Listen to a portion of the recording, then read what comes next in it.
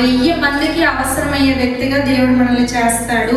లూకా సువార్త 1వ అధ్యాయంలోని 18వ వచనంలో మనం చూసినట్లయితే, అందుకు మరియా, ఇదిగో ప్రభు దాసురాలను, నీ మాట చెప్పున నాకు జరుగునుగాక నేను. పరిశుద్ధాత్మ ద్వారా గర్భాన్ని ధరించబోతున్నావు, నువ్వు కుమారుని కంటావు, అతనికి ఇమ్మానుయేల్. దీనికి ముందు ఏం జరిగింది? యోసేపుతో ఆమెకి ప్రదానమైంది. అని అప్పటికే యోసేపుతో ప్రదానం చేయబడిన స్త్రీకి ఇప్పుడు గర్భం అంటే లోకం ఏమనుకుంటుందా? లోకం కాకుల్లా పొడుచుకుందంట. ఎన్ని నిందలు వచ్చుంటాయి. ఆ మరియా ఇక్కడ ఉందనుకోండి, ప్రదానం చేయబడిన తర్వాత ఆమె గర్భవతి అవుతుందని అనుకోండి, నమ్ముతారు ఎవరైనా? ఈజీగా తీర్పు తీరుస్తాం మనం. కానీ మరియా, ఎందుకంటే నేను ఆల్రెడీ ప్రదానం చేయబడిన దాన్ని, నాకు అయితే వద్దు ప్రభా, నేను భరించలేను, వేరే ఎవరినైనా ఎన్నుకో అని అన్నదా?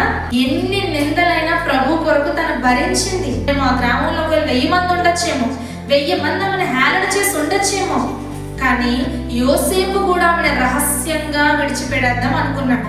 దేవుని దూత వచ్చింది, యోసేపు లేదు లేదు లేదు, నువ్వు అలా విడిచిపెట్టద్దు, ఆమె పరిశుద్ధాత్మ ద్వారా గర్భము ధరించబోతుంది, ఆమె గర్భాన్ని నేను లోక రక్షకుడిని తీసుకొని రాబోతున్నాను అన్నప్పుడు యోసేపు ఏం చేశాడంటే ఆయన హత్తుకున్నాడు.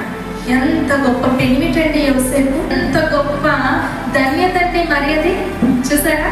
మనమైతే నిందలు భరించడానికి యాక్సెప్ట్ చేస్తామా? అస్సలు ఒప్పుకోము, మా వల్ల కాదు. ఒక మాట ఎవరో మన పక్కింటాడా, ఏటమ్మా చెత్త ఇక్కడ కోసామంటే కోపం వస్తుంది. మనం చెత్తగా మాట్లాడుతాం ఆ ఒక్క విషయంలో. మాట పడలేని స్వభావము, నిందని అనుభవించలేని స్వభావం అంది.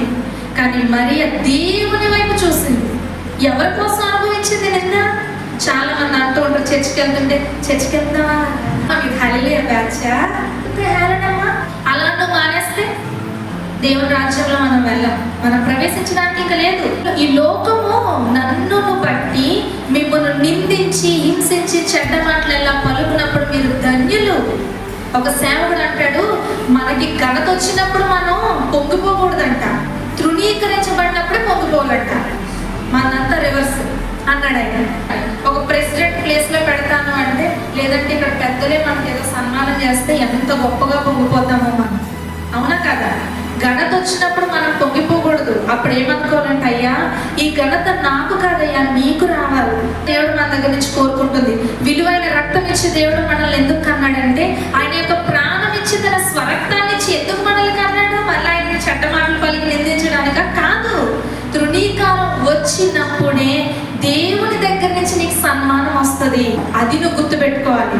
మరియాని అందరూ తృణీకరించారు, కానీ దేవుడు సన్మానించాడు. ఎందుకంటే దేవుని తప్ప మనం వేరే రూపాన్ని చేసుకోకూడదమ్మా. దేవుడు వాడుకున్నాడు మరియాని ఒక పాత్రగా యేసుక్రీస్తు ప్రభువారి లోకానికి రావడానికి, అంతేకాని ఆమె దేవుడు కాదు. అయితే మరియాని అందరూ హేళన చేశారు, కానీ మరియాని ఇచ్చే దేవుడు లోక రక్షకుడిని తీసుకొచ్చాడు.